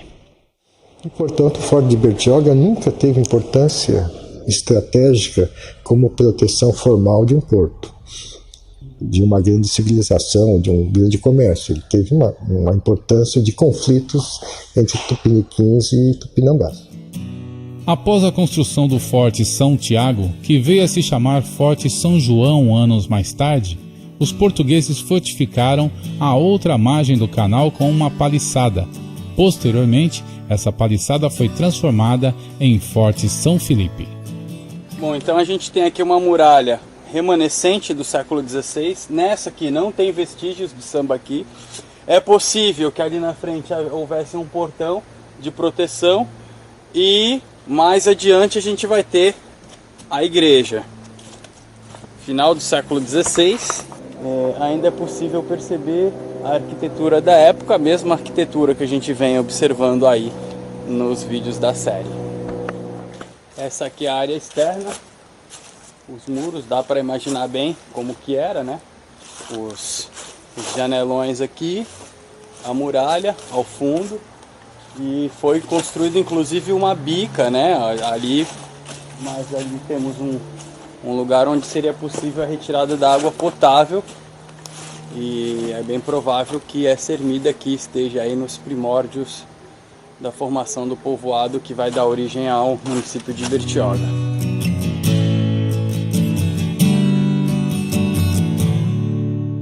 Aqui a guarita, é fácil perceber por que ela está nessa posição, porque tem uma visão privilegiada tanto do outro lado do canal da Bertioga como também do mar aberto. Ou seja, era uma proteção tanto contra os tupinambás e depois a ameaça dos piratas, né, que já no século XVI já acontecia. Na década de 30, quando Martim Afonso de Souza mandou construir o Forte São Tiago, ele mandou fazer uma paliçada de madeira contra a ameaça tupinambá. Isso porque os tupinambás já estavam em guerra há muito tempo com os índios tupiniquins. Tem autores que defendem que essa guerra era simplesmente pela motivação da vingança e da antropofagia. Os jesuítas perceberam isso. E há autores também que defendem a disputa por territórios e por recursos. Seja como for, tupiniquins e tupinambás estavam em guerra já há muito tempo e os portugueses se aproveitaram disso. Então, essa paliçada construída por Martim Afonso foi completamente destruída pelos tupinambás e então foi construído o Forte São Tiago, que até hoje está de pé. E deste lado de cá, em 1557, foi construída uma paliçada, o Forte São Felipe, que depois passou a se chamar a Forte São Luís. Então, o Hans Staden, ele naufragou em Itanhaém, foi parar na vila de São Vicente, acabou sendo contratado por 4 meses para administrar essas fortificações. O seu período de estadia acabou se estendendo aí por mais 2 anos, foi quando ele foi capturado pelos índios tupinambás. Depois que os índios tupinambás foram derrotados pelos portugueses, foram completamente exterminados, e os franceses foram embora, dando fim à Confederação dos Tamoios, a ameaça agora era pirata. E o pirata Thomas Cavendish conseguiu passar por aqui, margeando esta parte, fugiu do fogo do Forte São João, que está logo ali, e atacou a Vila de Santos. Então, fez-se necessário reforçar essa fortificação aqui, e então foi colocada essa construção de pedra que a gente vê agora aqui. Em meados do século XVI, as primeiras vilas, após a chegada dos portugueses, davam pequenos sinais de prosperidade. Itanhaém, por exemplo, possivelmente fundada por Martim Afonso, já aparecia nos mapas em meados de 1550. O povoado Nossa Senhora da Conceição de Itanhaém cresceu em torno do convento.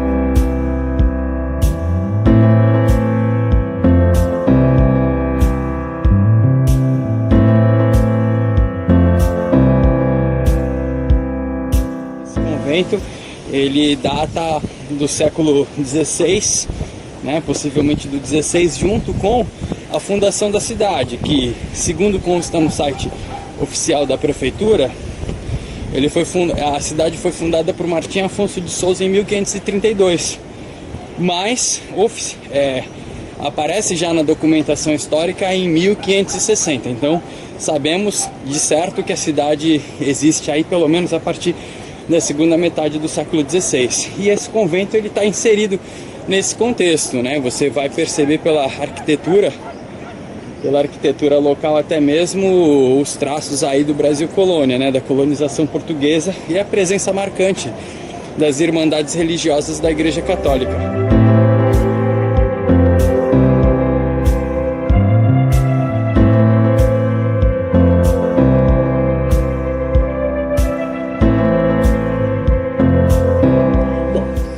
Mas acontece que havia um grande problema, que aliás existe até hoje.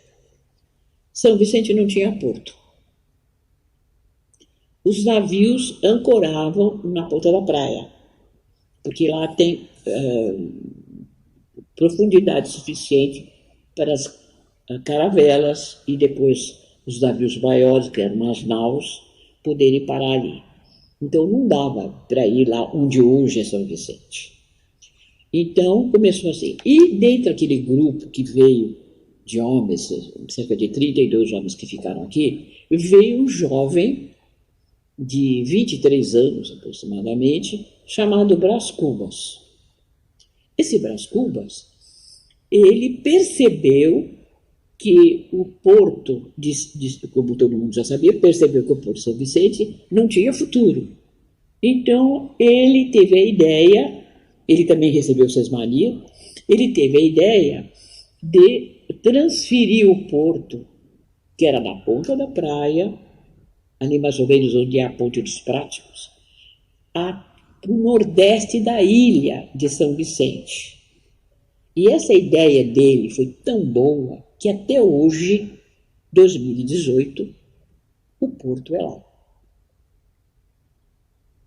E por que ele fez essa transferência? Quais os motivos? Primeiro, mais abrigada dos ventos, profundidade adequada. Tinha um morro onde eles podiam, que hoje é o Monte Serrate, onde eles podiam ter uma visão de 360 graus de toda a região e ver se algum navio ia adentrar o que eles chamavam de rio e que hoje nós sabemos que é o estuário do Porto de Santos. E também porque ali era uma região plana. E outra coisa importantíssima, havia fontes de água. Nenhuma povoação ou cidade é fundada se não tem garantia que vai ter água. Então, todas essas coisas, todos esses fatores, foram um conjunto favorável, e aí ele vai se estabelecer onde hoje é o centro de Santos, exatamente, assim, mais ou menos perto da alfândega de Santos, perto do outeiro de Santa Catarina, que depois vai se chamar Santa Catarina. A região onde hoje se encontra o centro da cidade de Santos apresentava boas condições para o plantio da cana-de-açúcar. Por isso, Martim Afonso concedeu o direito a Brás Cubas de fundar uma vila, começando por um grande matacão com uma vista privilegiada do local, o outeiro de Santa Catarina. É fácil de imaginar porque Brás Cubas escolheu esse lugar aqui para fundar a Vila de Santos. Porque daqui nós tínhamos, hoje não tem mais, uma vista privilegiada de toda a região. Então, como a ameaça na época era Tupinambá e posteriormente vai ser a ameaça pirata, Brás Cubas escolheu este lugar aqui, porque daqui é um panótipo, havia uma vista muito privilegiada do litoral norte, da onde vinha a ameaça Tupinambá, e também de toda a Baía de Santos, protegendo assim a vila de ataques piratas. Então a intenção de Martim Afonso, concedendo essas terras aqui a Brás Cubas para a fundação da Vila de Santos, marco que está aqui no outeiro de Santa Catarina, era povoar essa região aqui para garantir o plantio da cana-de-açúcar, garantir a mão de obra que ia trabalhar nos engenhos e garantir também a defesa contra os ataques dos índios tupinambás que vinham do litoral norte.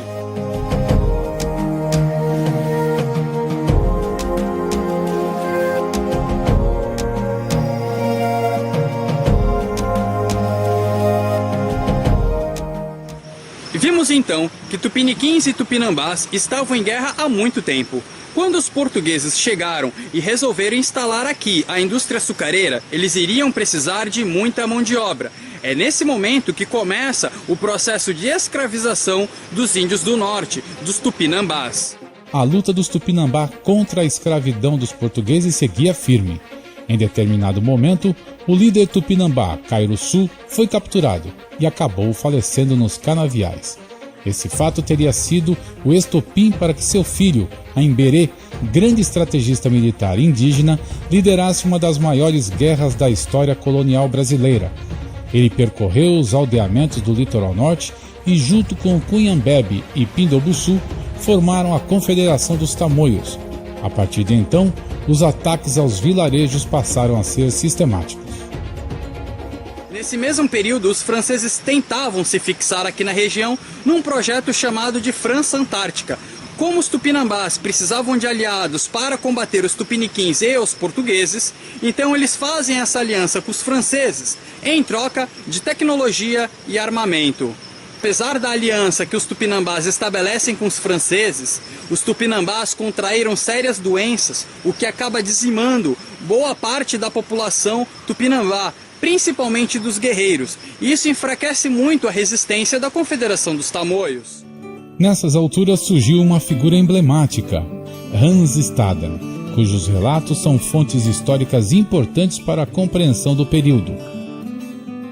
Ele havia naufragado em Itanhaém e de lá foi caminhando até São Vicente. Chegando em São Vicente, foi contratado para comandar o Forte São João. Em determinado momento, Hans Staden foi capturado pelos Tupinambá. Sobrevivente, ao chegar à Europa, narrou suas aventuras. Com Staden, os Tupinambá pretendiam aprender as táticas de guerra e o funcionamento dos armamentos de pólvora utilizado pelos Perós, modo como os índios conheciam os portugueses. Ambos os lados da guerra já estavam enfraquecidos. É quando a coroa portuguesa decide tomar uma atitude diplomática e envia para a região os padres jesuítas, Padre Manuel da Nóbrega e Padre Anchieta, para assinar um acordo de paz. Como a indústria açucareira dependia da mão de obra escrava tupinambá, não demorou muito para que os ataques recomeçassem e logo a Confederação dos Tamoios foi reunida novamente e os combates continuaram, até que Estácio de Sá, sobrinho de Mendes de Sá, ele organiza uma grande expedição por mar e por terra e finalmente coloca um ponto final na história da Confederação dos Tamoios. Os europeus, eles aliciavam os índios, como querem fazer até hoje. Aliciava como? Com a chegada dos portugueses, depois chegou os espanhóis, depois chegou os holandeses. Então, cada raça, vamos dizer, dessas pessoas, pegava um grande líder para ajudar ele. Você entendeu? Por exemplo, os Tupinambá eram os portugueses. Os Guarani eram os espanhóis. No Nordeste eram os holandeses. Então eles pegavam os líderes, aliciavam, e então criava confronto entre as etnias, entre as tribos. E foi isso que aconteceu. Ao mesmo tempo que o ensino de história dá valor aos governadores e os governantes portugueses como heróis para a história nacional, eu tento trazer a documentação que a historiografia tem apresentado, o quanto esses grandes governantes tiveram ações extremamente violentas de massacre às populações indígenas. É o caso, por exemplo, do Mendes de Sá, ali na Bahia, como governador-geral, que diante do confronto entre portugueses e indígenas, ele efetuou grandes massacres, extremamente cruéis às aldeias, né, expondo os cadáveres ao longo das praias, né, e isso vem em função de resistência dos grupos Tupinambá, hoje em dia em Olivença, na Bahia, que denunciam essas ações e que nos instigam a olhar novamente a documentação, os próprios relatórios do Mendes de Sá, descrevendo essas matanças e confrontar com os materiais didáticos que mostram o Mendes de Sá como um grande herói do processo de colonização. Então, o que a historiografia oficial que entrou no livro didático estabelecia? Que implantar um modo de vida europeu, né, significava a grande façanha e o grande heroísmo desses colonizadores. Hoje, pensamos diferente, né? Quer dizer, tentamos entender porque as populações indígenas estão aí e lutando, permanecem lutando, como esse processo de colonização não foi só a ação dos portugueses, mas de muita resistência e muita luta indígena. As missões jesuítas atuaram de forma significativa durante o período colonial e foram fundamentais para os rumos históricos da região. A Companhia de Jesus foi criada por Inácio de Loyola e recebeu grande aceitação do clero como forma de conter os avanços das reformas protestantes.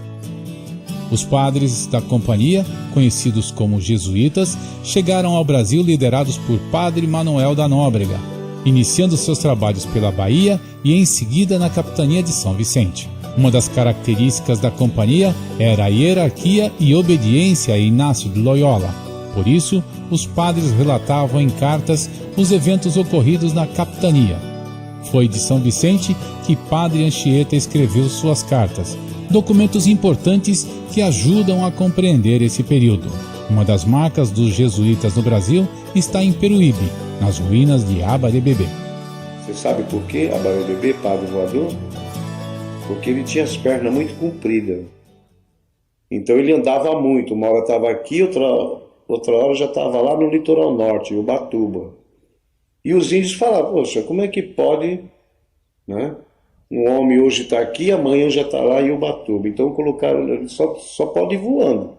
Colocaram o nome de Abarebebê, o padre voador, o homem voador.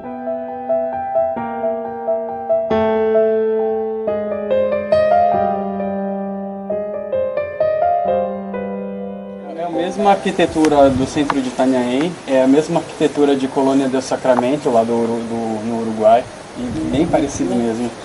E interessante esses buracos, né, que ficavam como se fosse depois uma escada para fazer uma reforma, alguma coisa. Um andaime. Né, e a gente vai ter desse tipo de parede, ainda hoje que a gente pode ver, na Casa Martim Afonso. Você também encontra em São Vicente e no Outeiro de Santa Catarina. Também tem uma parede que eu lembro agora, deve ter mais, mas mais significativos que eu lembro agora são esses. Né? O convento de Itanhaém também, convento de Itanhaém também. Mongaguá eu não sei, a gente precisa ir lá ainda ver. Isso é o que sou. As construções do litoral e do estado de São Paulo foram feitas com isso. Em São Paulo aqui o batistério, onde os brancos, né, eram batizados pelos jesuítas, porque os índios eram batizados do lado de trás. O que chama atenção nesse lugar é a falta da pia batismal, como outras peças, parece que mais não sei quantas mil peças que no projeto arqueológico que foi feito aqui, elas foram encontradas e foram para a USP, né? Elas foram doadas para a USP e para o Museu Paulista.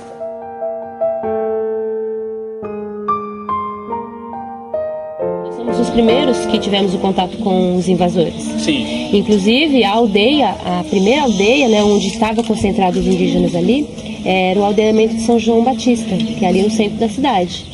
Inclusive tem as ruínas do Abarebebê, que foi exploração, né, inclusive da escravidão dos nossos próprios, né, antepassados aí, que fizeram aquilo com os conhecimentos deles, né, construíram aquela igreja quando o catolicismo tentou ali, né, dar alma para o indígena, né, como se conta na história. Então, o primeiro grupo, né, inclusive eu tenho dados dos mais velhos que os nossos avós, bisavós participaram disso, né, quando começou a se formar ali a vila, dentro da aldeia, que era a aldeia de São João Batista, foi a primeira. E aí os indígenas, né, alguns que resistiram à escravidão, né, toda a religiosidade que estavam tentando impor, enfim, foram indo para dentro da mata para se esconder e formaram esse aldeamento do Bananal. Após a Confederação dos Tamoios, as vilas de Santos e São Vicente vivenciaram um breve período de prosperidade com a produção de açúcar.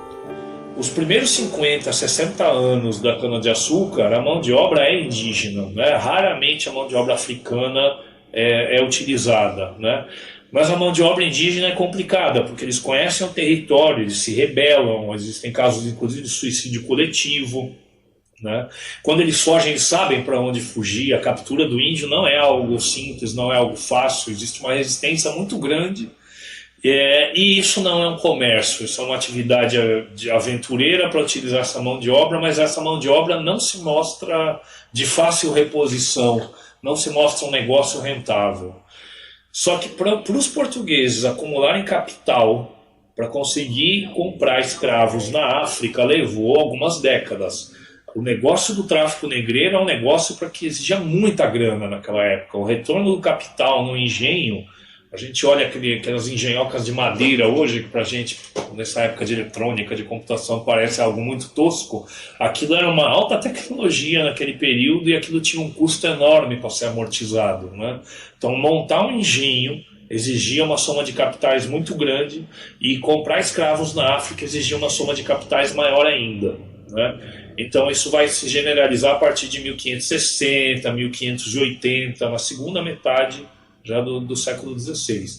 E a partir daí sim o açúcar, que era uma especiaria, algo especial, algo raro, algo que se dava em torrões, em casamentos para as pessoas, o açúcar vai se tornar uma commodity. O Brasil vai adoçar o paladar do mundo, né? Então isso vai ser uma revolução na alimentação mundial, nos hábitos de consumo do mundo todo. Então, nessa perspectiva, um caminho é entender a legislação, a própria legislação portuguesa, implantada em relação à questão indígena, né, que inicialmente foi de reconhecer que eram, por exemplo, eles tiveram esse conflito, se eram povos que os portugueses deveriam, os europeus deveriam entender como seres humanos ou não. Esse primeiro conflito foi uma bula papal que estabeleceu, sim, são seres humanos, têm que ser reconhecidos, e nesse reconhecimento essas populações passaram a ser tratadas diferentes, por exemplo, do que foram as populações africanas. Então, houve toda uma legislação contraditória, em conflito ao longo de todo o período colonial, estabelecendo, impedindo a escravização indígena e, ao mesmo tempo, um confronto com os colonos que queriam utilizar a mão de obra indígena dentro das áreas produtivas. Em 1580, com problemas na sucessão do trono, o rei da Espanha, Felipe II, foi coroado rei de Portugal, dando início à União Ibérica. Durante esse período, a Espanha deteve domínios de amplitude global, fazendo de seus inimigos também inimigos de Portugal. Percebendo que a Baía de Santos estava desguarnecida, fortaleceram um sistema de defesa dos fortes. Pois é, então Antonelli, antes dele ser o grande engenheiro militar do Caribe, das Antilhas, da América Central, ele fez o Forte da Barra Grande e ele tinha uma questão inovadora nesse caso, que isso ele também aplicou em Porto Rico e também em Havana, que são um sistema de baterias sobrepostas. Aqui, no caso da Barra Grande, ela é menor, muito menor do que as demais que ele fez, mas elas têm duas baterias, uma sobre a outra.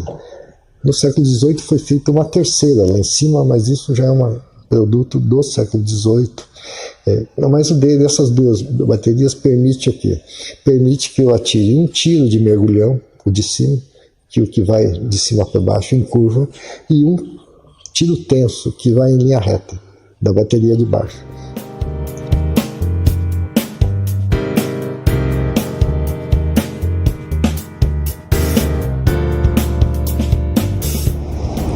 Esse é o Forte Santo Amaro, foi construído em 1580 pelos espanhóis durante o período em que Portugal e Espanha estavam unidos pela União Ibérica, e a ideia da construção desse forte aqui pela família Antonelli seria fazer a proteção da Baía de Santos, né? Esse forte aqui ele foi colocado nessa posição para fazer o tiro cruzado com o que hoje é o Museu da Pesca, né? Então, se houvesse alguma invasão aqui na região, eles teriam que fazer a volta lá por baixo para sair da linha de tiro aqui da região, e aí eles sairiam do vento, provavelmente ficariam parados à mercê do outro forte que fazia o tiro cruzado com esse.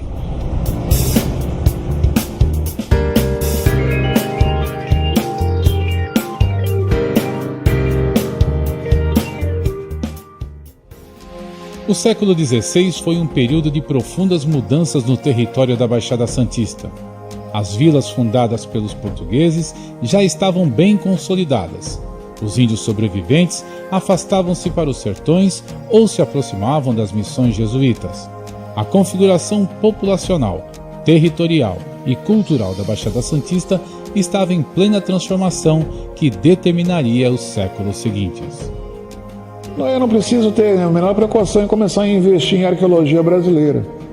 A arqueologia brasileira fica virando um assunto exótico, né? E nós sabemos a importância que se tem de conhecer a história na sua complexidade. Eu não posso abandonar 10 mil anos de história ao acaso e deixar para lá. A escola, os professores, a Secretaria de Educação, elas têm que saber como é que se monta esse histórico do aluno, esse histórico escolar, esse planejamento escolar, planejamento anual, e um assunto que não pode ficar de fora de um planejamento anual escolar é a arqueologia brasileira. Né? A minha ideia desses fortes era relacionar com todos os outros fortes do mundo, e eu precisava então de uma linha do tempo que permite para os professores poderem, através dele, contar muitas histórias, não só as que eu contei. Eu contei a da arquitetura militar porque eu sou arquiteto, mas permite contar a história dos índios, dos caras, e tudo. Enfim, a história da arqueologia, a arqueologia nos ensina, tem um potencial pedagógico de ensinar para todos como é que a ciência é construída, né? A partir de convenções que são feitas e desfeitas, né? Isso é bastante interessante também, eu acho que foi um fruto importante do trabalho que eu fiz, que se consolidou no mestrado e que continua em outros aspectos. Uma contribuição, por outro lado, genial do Benedito Calixto foi que no mesmo volume não existiam revistas assim ilustradas no Brasil. Décadas antes já existiam revistas ilustradas em outros lugares do mundo, mas no Brasil não. Mas tem um mapa anexo nesse volume, que acho que é de 1904, em que ele faz uma aquarela ali da nossa região e pinta pontos de vermelho em que ele mostra lugares de sambaquis. Na minha posição como líder espiritual, hoje nós vemos nas escolas, até mesmo os indígenas estudam aqui, aprendem o português, aprendem também o tupi-guarani, que nós temos escola diferenciada, com professores bilíngues, e lá fora vocês aprendem o espanhol, aprendem o inglês, aprendem o francês, aprendem o alemão e várias línguas. Mas não se aprende a nossa verdadeira língua, que é o tupi-guarani. Então eu acho que o governo, as autoridades, até mesmo a sociedade reivindicasse os ensinamentos nas escolas, por dizer, do branco, a nossa verdadeira língua tupi-guarani. Então, a representação do indígena é uma representação que desvaloriza diante da sociedade brasileira, né? Então, a gente está nesse esforço de transformar essa ideia. Eles têm a cultura deles, o modo de viver deles, e a gente tem que respeitar. E o que é um absurdo é a gente tirar uma pessoa de uma cultura e submetê-la a um outro modo que nós mesmos reclamamos. Somos explorados, que temos que trabalhar dentro de um tempo fabril, que nos estressa. A gente mesmo reclama do nosso modo de vida. E queremos impor a essas outras populações que têm uma outra cultura, um outro modo de vida, um padrão que a gente efetivamente critica. Acho muito importante o professor, o educador, ensinar, né, para toda a sociedade, do mundo inteiro, né, que eles precisam ajudar o indígena a continuar sendo indígena. Porque, como essência, nós somos os protetores natos da natureza e do planeta. Nós não podemos perder essa harmonia. A importância que o Brasil tem, né, nessa mudança do paladar universal com açúcar, né, tudo isso está colocado no rol drogas naquele momento, né? A gente entende drogas como substâncias ilícitas hoje, mas drogas naquele momento era tudo que alteravam as sensações, né? Então é interessante a gente pensar que os produtos que movimentaram a economia mundial desde as navegações, nenhum deles era um produto básico e necessário para a vida humana. Nós não estamos falando de milho, nós não estamos falando de arroz, nós não estamos falando de mandioca, nós não estamos falando de batata. Nós estamos falando de pimentas e condimentos, as especiarias no primeiro momento, do açúcar no segundo momento. Mais para frente a gente vai ter o café, né? A gente tem o tabaco nas colônias, né, inglesas no norte, né? Todos eles são produtos que a gente poderia chamar grosseiramente aqui como supérfluos. Bom, então a gente vai caminhando para o século XVII, as vilas de Santos e São Vicente se consolidam, a população indígena foge para o interior, fugindo da escravidão, é aí que aparecem os bandeirantes que vão perseguir esses índios para escravizá-los, e as regiões ao entorno vão se constituindo sítios esses responsáveis pelo abastecimento dessas vilas. Então, os antigos caminhos que eram utilizados pelos índios, eles vão ser reaproveitados por essas populações para o transporte dessas mercadorias, para o abastecimento da Vila de Santos, da Vila de Itanhaém, da Vila de São Vicente. Caminhos estes que serão fundamentais para este território aqui, para o território da Praia Grande e também para o território de toda a Baixada Santista. E é isso que a gente vai conferir no próximo vídeo da história regional da Baixada Santista.